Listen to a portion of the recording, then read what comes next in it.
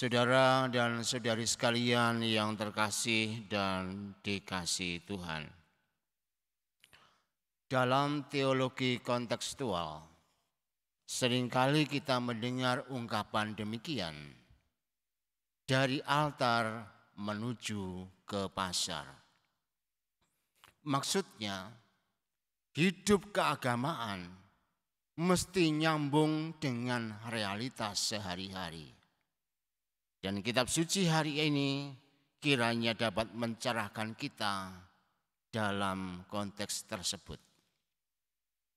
Yang pertama, kekaguman dan penolakan. Pengajaran Yesus begitu menakjubkan. Dia tidak cuma bicara, tetapi penuh kuasa. Yang kerasukan dibebaskan, yang sakit disembuhkan, yang salah diampuni, dan seterusnya. Namun kekaguman itu berubah menjadi ejekan. Karena Yesus hanyalah anak seorang tukang kayu dari Nazaret. Bahkan mereka memburunya dengan target mati. Karena Yesus dianggap telah menghujat Allah. Yang menarik adalah dan juga mengejutkan, para pembenci Yesus ini adalah orang-orang yang rajin beribadat dan menaati Taurat. Orang-orang Farisi, ahli-ahli Taurat, penatua-penatua agama menjadi aktor utama yang membenci Yesus. Pertanyaannya adalah, mengapa tidak ada kesesuaian antara hidup keagamaan, hidup saleh dengan hidup harian? Rupanya hidup saleh yang tidak dibangun atas dasar suara Tuhan justru akan berubah menjadi sumber kekejian. Maka jangan heran, justru orang-orang yang dekat dengan gereja adalah orang-orang yang bisa berubah menjadi sangat kejam. Yang kedua, anugerah dan iman. Di akhir Injil ditulis demikian, karena ketidakpercayaan mereka itu, Yesus tidak mengerjakan banyak mukjizat di situ. Dari pernyataan ini kita bisa merenungkan, anugerah dan mukjizat selalu membutuhkan iman. Tanpa iman, rahmat Allah tidak menembus ulu hati dan tidak akan mengubah apa-apa. Bahkan kekuatan kejahatan ternyata bisa bersembunyi di balik kesalehan seseorang. Di lain pihak, anugerah Allah itu akan terus mengalir seperti air.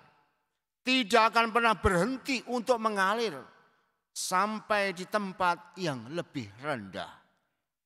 Meski ditolak, mukjizat Allah akan subur dan kesuburannya akan bisa dirasakan oleh yang lain.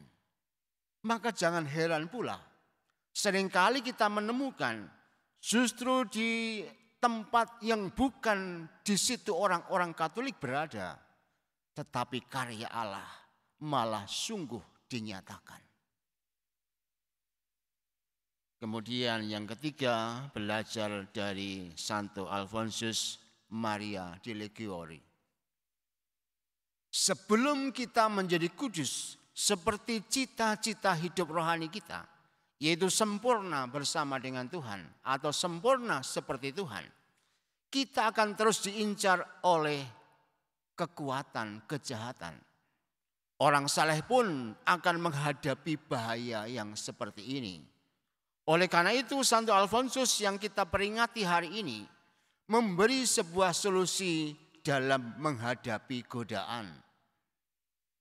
Ia mengatakan demikian, jika Anda bertanya bagaimana cara mengatasi godaan, saya akan menjawab, cara pertama adalah doa. Cara kedua adalah doa. Dan cara ketiga adalah doa. Dan saya harus bertanya kepada Anda saya akan menjawab kepada Anda sebanyak 1000 kali atau sepuas Anda bertanya. Dan saya akan mengulanginya dengan jawaban yang sama. Berarti kita selalu berusaha dalam hidup ini untuk mendengarkan suara Tuhan dan merasakan yang dirasakan Tuhan. Hanya dengan cara demikian, kesalehan hidup kita akan seimbang dengan hidup harian. Manakala kita hidup dalam kehidupan ini, meskipun kita banyak berdoa, kita banyak ke gereja, kita banyak melakukan amal kasih, tetapi manakala semuanya itu bukan atas pendengaran kita akan suara Tuhan, atau kita bisa melihat kehadiran Tuhan, maka kita akan mudah digoyangkan dan kita tidak usah diherankan sebab di balik semuanya itu kita akan melakukan banyak kekejian. Mari kita belajar dari kitab suci hari ini supaya kita bisa menyambungkan antara hidup kesalehan kita dengan hidup harian kita sehingga wajah Tuhan bisa ditampilkan dalam wajah kita masing-masing.